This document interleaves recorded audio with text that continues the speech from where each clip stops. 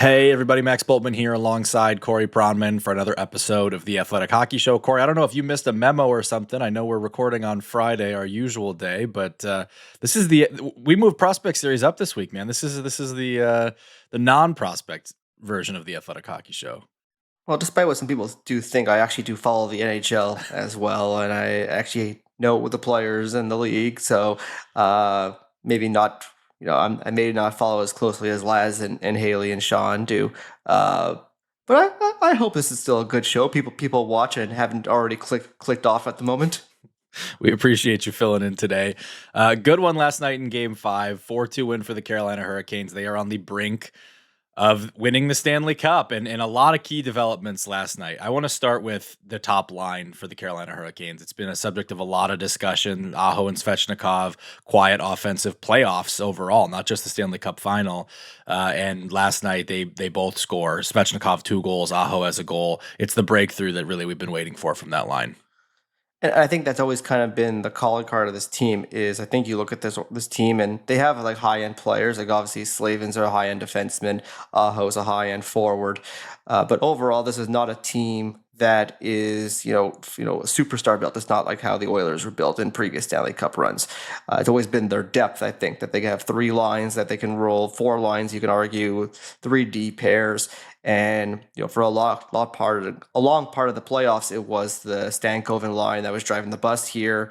And if there's a stretch here where they don't produce at the same level, it's that if the Aho line could even get going a little bit, which I think there's plenty of talent in that group, that this is just why they were such a dominant even strength team and why they're in the Stanley Cup Finals is they just have so many weapons. Even if sometimes it's been that those lower lines like the Jankowski and the Carriers that have been chipping in and now if they can get their top guys going here too, it's why they're 60 minutes away here from winning the Stanley Cup. I like the move to put Jordan Martinook on that top line with them too. I think you add a guy who can go down, finish hits, dig out pucks. Like Seth Jarvis is a great player, but I think you actually spread yourself out better when you put Jarvis with Jordan Staal and you have his offense feeding Jordan Staal. We're obviously going to talk about him in a second, but I think Martinook, maybe not your classic top line winger, but he can do the job. Yeah, it's been interesting to see Jarvis kind of struggle a little bit after I think he had a couple of just absolutely monster playoff runs that I think that's what actually got him into those Team Canada conversations. It wasn't his regular season; it was his playoffs. But Martinook, obviously, very physical, competitive player, and the results have spoken for themselves in terms of how that line played yesterday. Yeah. All right. So one of the reasons that line has needed to step up is because the Jordan Staal line has been taking the Eichel matchup, and you figure, okay, if you can get that to cancel out, you need someone else to step up. But man, let's go to Staal and everything he's done because it's not just taking the hard matchup against Jack Eichel. He's got 6 goals in 5 Stanley Cup Final games now, as you said on the prospect series over the weekend. Probably a guy who was underrated in Selke voting this season, but it's all coming back around for him at the very most important time of the year.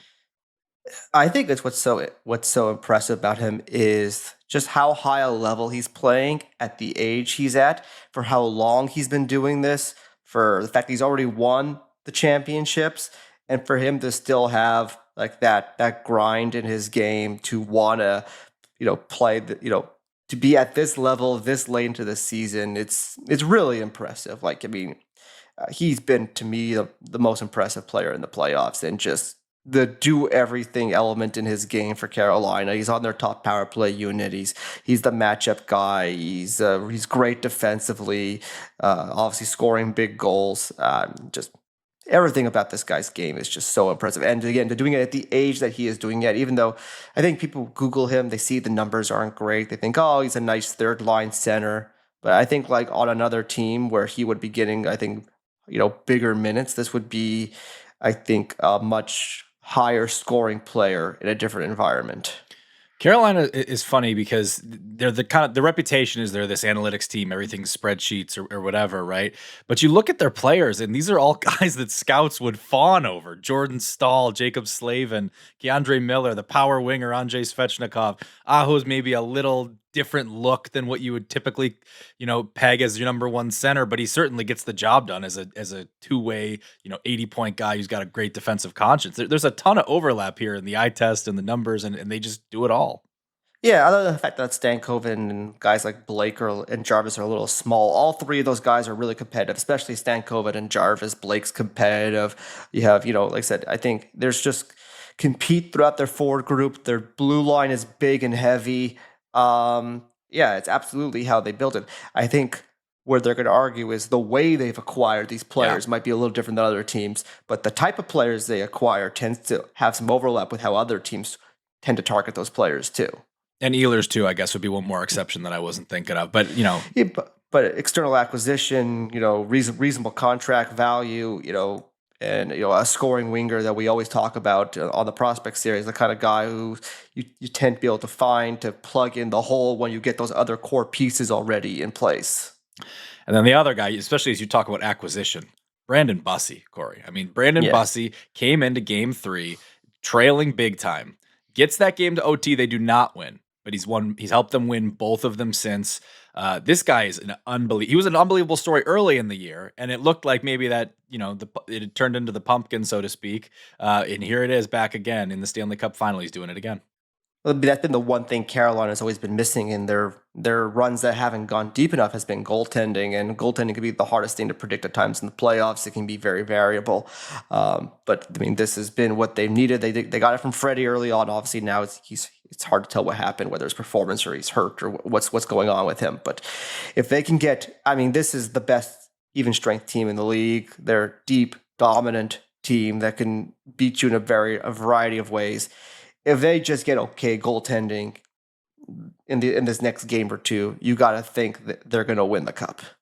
It's an interesting kind of Conn Smythe debate because I think coming into the series, there was some momentum for Freddie Andersen. Stankoven, it's really hard to argue with everything he's done, especially the timing of some of his goals early in games, late in games.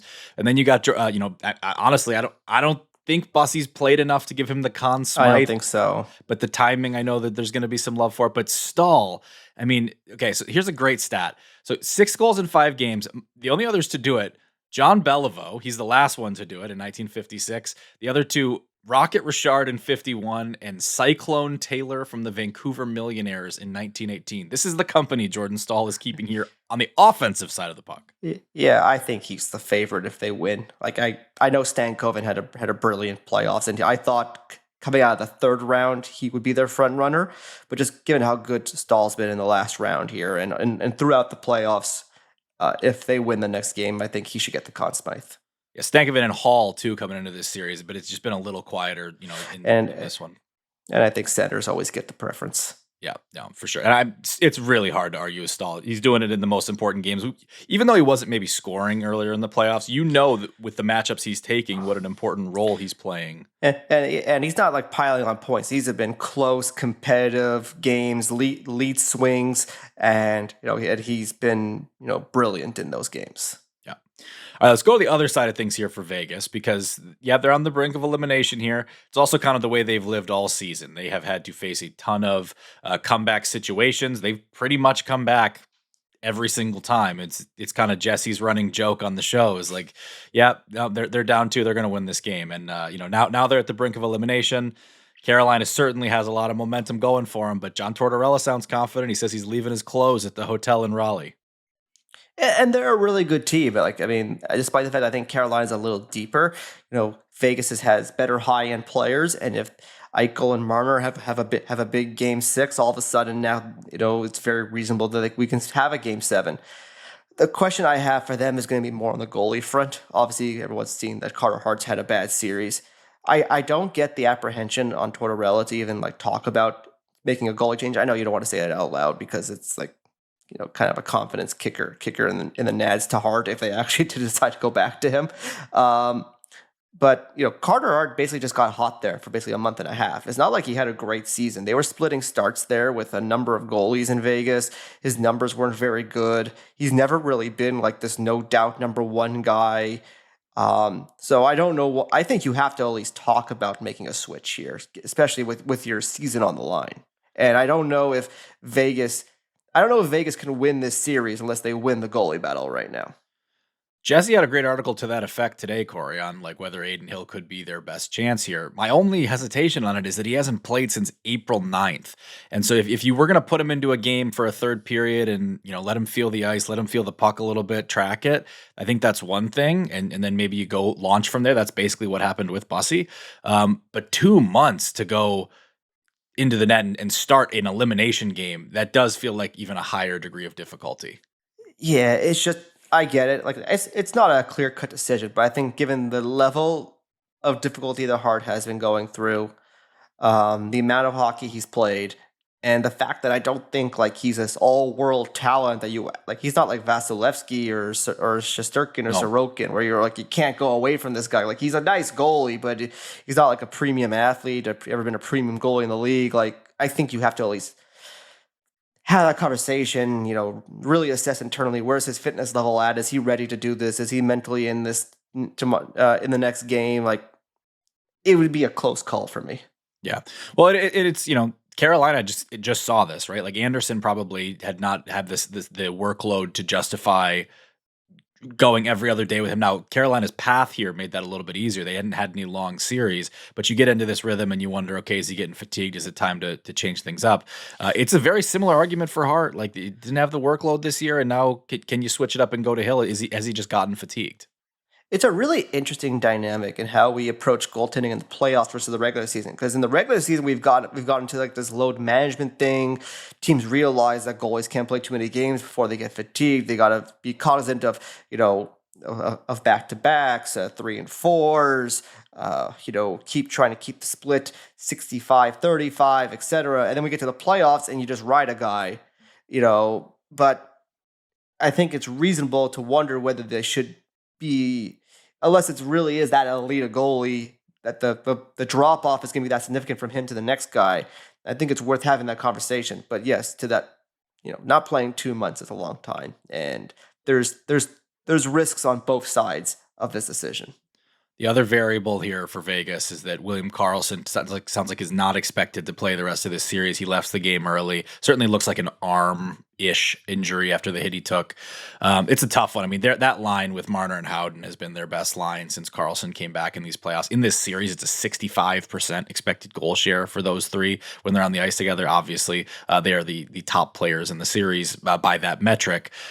This is a tough one for Vegas to overcome. In addition to the heart and soul elements that Karlsson brings, that line has just been a defining line for them. Do you think he's been the best player of that line, or has Howden and Marner been probably more the anchors of that line for you? Well, offensive, I mean, they're all good, well-rounded players. Certainly the offense is coming from Marner and Howden, but it's similar to what we talked about with Martinook earlier. If you have a guy who can do some of that dirty work, Marner certainly capable of playing a good defensive role, but I think Karlsson's maybe more built physically for some of Carolina's players for that, and it just takes load off him, frees him up to do Mitch Marner things, frees Brett Howden up to score all these big goals. I think Do you think they move Howden to the middle now? What's interesting is earlier in the playoffs they were listing Marner as their center, and I kind of argued with Jesse about it at one point because I was putting together a list of the 2 C's that were remaining, and I was like, I should list Howden or Hurdle, and he was like, well, Marner is, and I was like, well, but I think it's Howden. You could kind of debate it. I think Howden is probably how I would view it. However they write it on the stat sheet, I guess is up to them. But yes, that's probably how I would do it. Yeah, I guess my point is more like I think Karlsson's an excellent hockey player, and it's a big loss. But just when I've watched the playoffs, it's been those two that I think, even though they're the wingers, quote unquote, I think they've been the ones that have, for me, have been driving that line more than Karlsson, which is not usually how you usually view things. Usually the center driving the wingers, but I've found that those two guys have been the critical components. So while I think Karlsson's a big loss, I still think that line should be in good shape, but we'll see how they figure things out. Yeah, still a big piece nonetheless, and we'll see how it looks. All right, let's take a quick break right there. We're going to come back. We're going to talk about some other news items in the NHL. All right, we are back, Corey. And so that we talked about the Stanley Cup Final in segment one. The off ice in the last week in the NHL has been just as entertaining as a very, very good Stanley Cup Final. We've talked about the Larkin trade request already on the show, but now Darnell Nurse requesting a trade. Chris Johnson had that for the Athletic Sportsnet, was the first to report it. This is a really interesting one. Obviously, Edmonton's a super interesting team for a lot of reasons with what they have coming up in the coming years here. The ticking clock on Connor McDavid, and now one of their kind of anchoring players on the blue line, Darnell Nurse, wanting out. The contract is 4 years left at $9.25 million. Where do you think that fits in the NHL landscape right now? On one hand, it is a big number, declining production. On the other hand, he's still a good player. It's still a top 4D. And, on this market, there's not that many good players available. Yeah, I know he's gotten beat up a lot, and I understand why. When you sign a big contract, when you're on a team that has a high profile, that's made deep playoff runs, your performance is going to microanalyze, especially with that number on his cap hit. I still think he's a useful NHL player. Like, I think on an average team, he's a second pair defenseman. I think on a good team, he's like a 4 or 5. Just saw him at the World Championships. He played a big role on Team Canada. Like, this is still a useful player. Big, mobile, highly physical. The puck play, the hockey sense has never been super inspiring, and the offense has definitely dwindled as he's gotten a little bit older. But he can still be a useful player. I think the debate is at 9.25. How useful can he be? So I think you're looking at situations for teams that can really absorb a big cap hit. You're probably looking at young teams who haven't dolled out, big money contracts to UFAs. And I think you're looking now. What's going to be interesting with Nurse is you have these two, big free agents, quote unquote big. You have to debate how big they are. In Rasmus Andersson and Darren Radish coming to free agency. And I think for pro scouting departments, they're going to have serious debates about if we want to go out and get one of those two guys, where does Nurse fit into this conversation? Nurse is a better defender than both of those guys, better skater, doesn't have the puck play of either of them.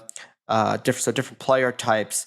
But also, you're going to have to give Anderson or Radish probably 6 or 7 years as opposed to Nurse at 4 years.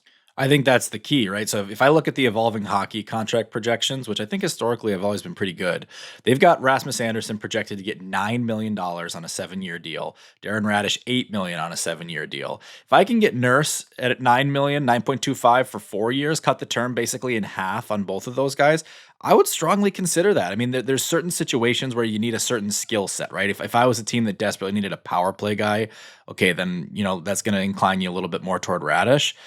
But I think, especially if you're a team that's like, well, I don't want to extend myself that much and I can give up, what do you think, a medium asset for Darnell Nurse, that 4 years starts to be kind of appealing. Radish does scare me a little bit. And I know he had a wonderful season, and I think he's a good player. Like, he's very smart, has the big point shot. But his skating is a problem. His defending, I think, in the hard minutes is going to be a problem. Like, I do wonder a little bit. Like, I think he's obviously, he's got skill, hockey sense. I do wonder how much he was just a product of that amazing Tampa power play, a product of playing 5 feet away from Nikita Kucherov every night on the power play. He'd scare me, especially since, never been a big point scorer. And then at the ripe age of 29, he jumps to a 70-point guy all of a sudden when given the opportunity to run the power play with Victor Hedman being out, for a lengthy part of the season. Yeah. And so like if you're, the most D-needy team that we're always talking about, mainly on the prospect show, is San Jose. But if you're the San Jose Sharks, why wouldn't you got money to burn? You can bring in Darnell Nurse for 4 years and have him be a veteran stabilizing force on your blue line, as opposed to going and spending the same money for longer term when, certainly we think that they're going to draft their future on the blue line at some point this year. Yeah, I think that make a lot of sense. It make more sense than spending money on Ferraro too. I think Nurse is probably ahead of Ferraro if you had to pick one of those two players. And I don't know if that's the future necessarily for Nurse, but I think I think there's a lot of frustration that there's nothing on their blue line currently. I think it'd make a lot of sense for both parties. Clears cap space for Edmonton, gives San Jose something to work with on the blue line, because you presume whoever they draft this year probably is not playing in the NHL right away. Might take a year, maybe even 2 years for them to become a really established impact player. I think San Jose makes a lot of sense. Philly makes some sense for Nurse. And really just, you think of young teams like Chicago comes to mind a little bit. They have room on the left side after Vlasic, but I think they got some big money contracts coming up. Can they fit him in cap wise? I don't know. But you definitely thinking of younger teams when it comes to Nurse. I just, not to hammer San Jose too hard, but it's like you bring him in, he can mentor Sam Dickinson, and if whoever that, let's say they take Chase Reed. I'm not saying it's fait accompli. Who knows what's going to happen at 2, but then you have him there still, and whenever Chase Reed arrives, or whoever that defenseman from this draft could be arrives, maybe he's still there for a year or two, and you've imported this guy who's been on winning teams, who's been to the Stanley Cup Final. I just think it makes a lot of sense, and they have the assets to do it. They don't. It wouldn't be super expensive. They could deal from depth in their system. Yeah, I agree. I think that's just looking at need and fits. It's the most logical. Obviously, we'll see what happens. The question now after that is, what does Edmonton do? Like, yes, they have the cap space now. Okay, Anderson's available, Radish is available. Do they really make sense in a team that has Evan Bouchard already? Like, it's great to have the cap space now, but they'll need blue line help, and it's not quite clear where they're going to get it from. But I think there's a bunch of different ways they can use the cap space. I think you could make just as good a case to try to use that cap space somewhere up front and trading for a forward to make that a deeper forward core. When I look at like the Edmonton blue line right now after Bouchard, like I know Ekholm's getting old.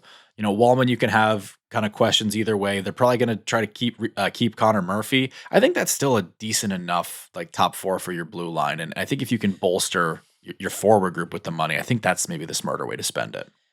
Or you keep Philip Broberg.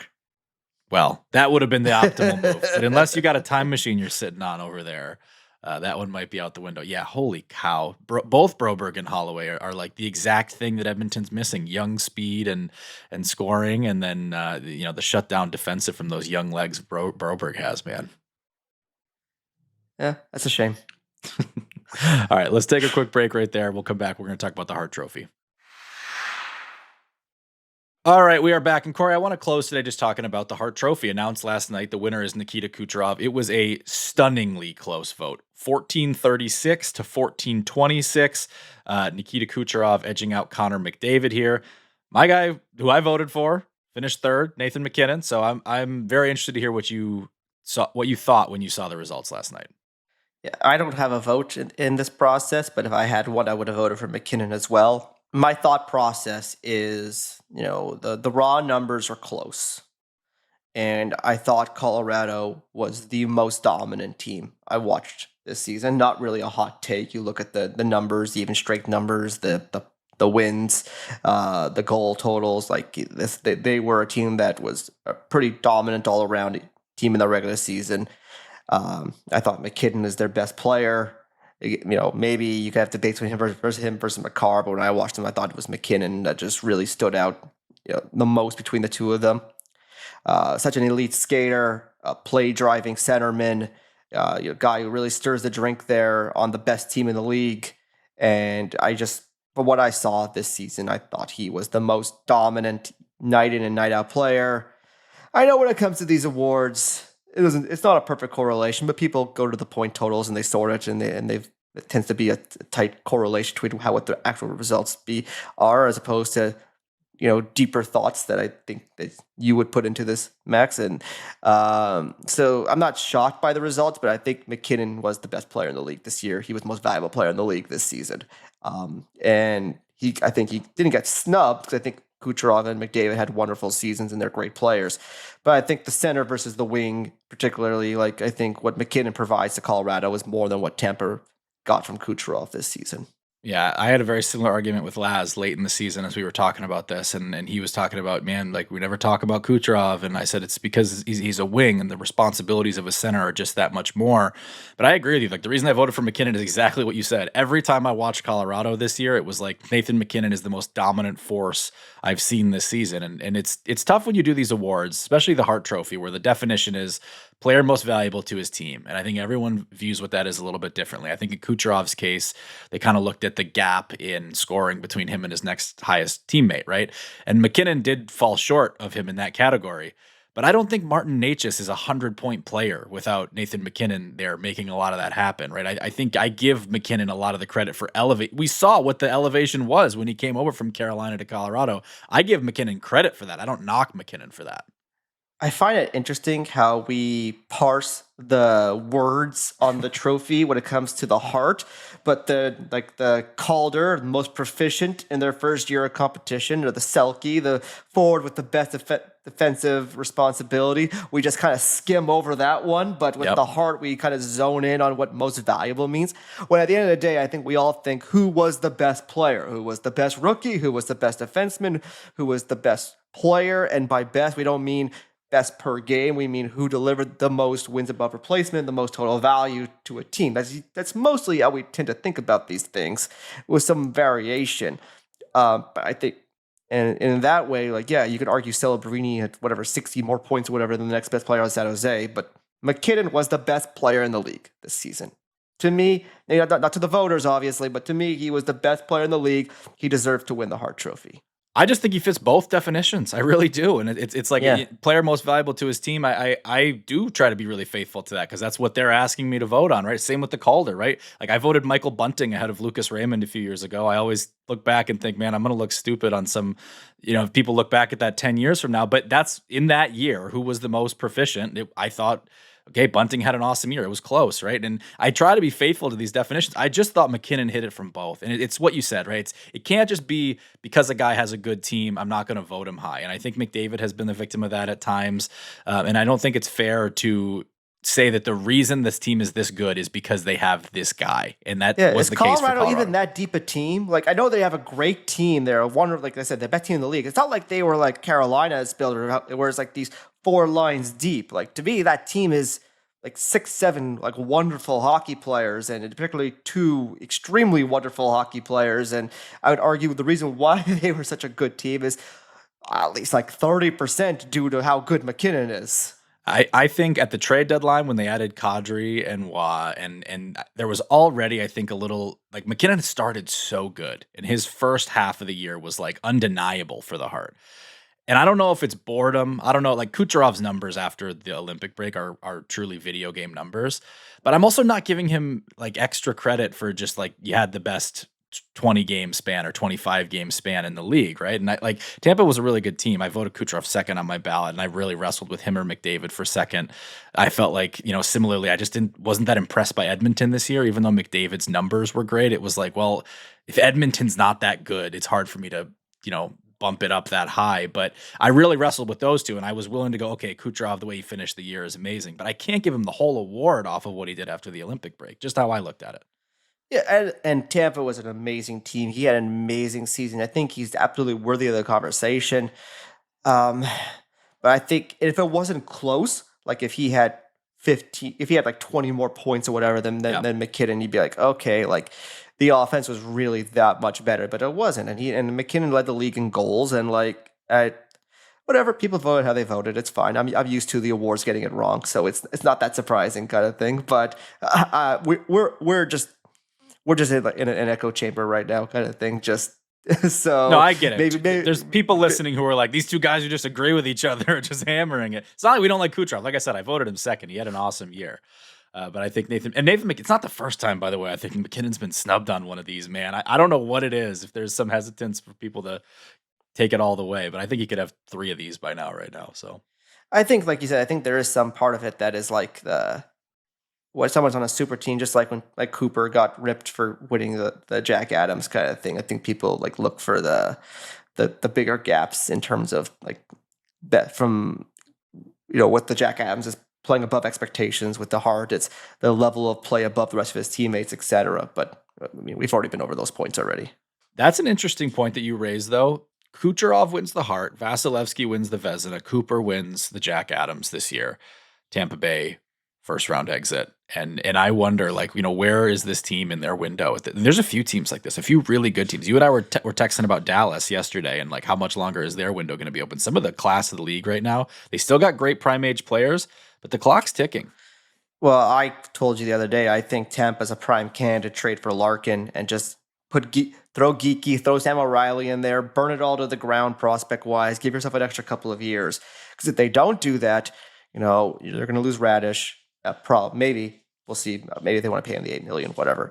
But Hedman's really at the end here. Yep. Like if he comes back next year, like when he was playing, even he wasn't very good. Like And these guys are getting, the rest of the core is getting up there in age. It's still a really good core. Like Hagel's still playing very well. Chiarelli's still playing very well. Kucherov's still playing very well. They still got, and Vasilevsky's had a great year. Yeah, they still have a window here, but it's dwindling, especially on that blue line is going to become a concern. And you look at that roster and how many guys were they playing who are replacement level players, fringe AHL level players, and it's starting to get up there. So I think they're going to need, if they don't trade for Larkin, they're going to need Geekie and Sam O'Reilly, I think, on that team contributing next year. Otherwise, things are going to start getting a little hairy. Well, that's the point I was going to make is it's almost the opposite of my Edmonton point, right? Is like you have Geekie and Sam O'Reilly, and with the upper level forwards you have already in Tampa, you can play those two in the roles that I think they need to be played to start their career. Third line kind of minutes, maybe even fourth line, because you have Yanni Gordon, you have some other veterans on your third line that can eat minutes. It's the blue line because, like you said, Hedman was really banged up this year. He's getting toward, the very end of his prime, if we're even saying prime still. And if Radish walks, I think you could probably have an easier time bulking up your D and improving that way than I think you do up front. Like Larkin definitely moves the needle for anybody. But when I look at what Tampa has, like Point and Cirelli are still a pretty gold standard 1-2 center combo, at least in my eyes. Yeah, you almost wonder if one of that's moved to the wing if you brought in a Larkin. I just meant like Larkin in the way of like, it doesn't have to be Larkin. It could be someone else. It just means that this window is closing. They very much have adopted. Breezeball has definitely much adopted the less need motto of F them picks. And it wouldn't surprise me if they just moved their best prospects just to give themselves 4 more years of going for it.